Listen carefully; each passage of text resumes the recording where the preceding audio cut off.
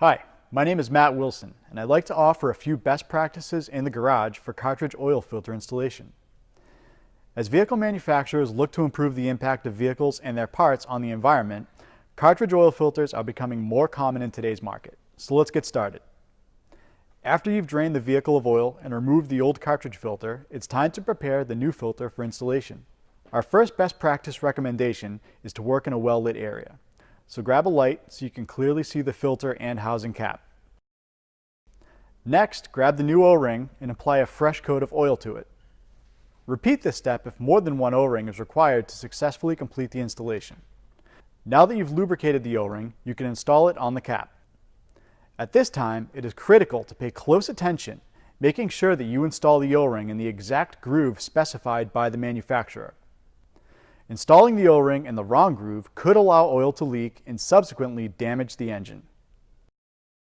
Our second best practice recommendation is to double check the O-ring installation by carefully inspecting the cap while rotating it 360 degrees to ensure that the new O-ring is installed on the correct groove all the way around. Once you've confirmed that the O-ring is installed correctly, you can install the filter into the cap and then insert the cap into the housing. Once inserted, hand tighten the cap. Make sure to take your time and then be careful not to cross-thread the cap. Once tightened by hand, use a torque wrench to tighten the cap to manufacturer specifications.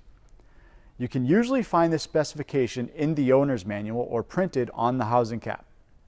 Next, make sure your oil pan bolt is installed and fill the engine with the manufacturer recommended type and amount of oil. Then follow the manufacturer's instructions for completing the oil change. Our final best practice recommendation is to start the vehicle and check for leaks around the housing cap and oil pan drain plug.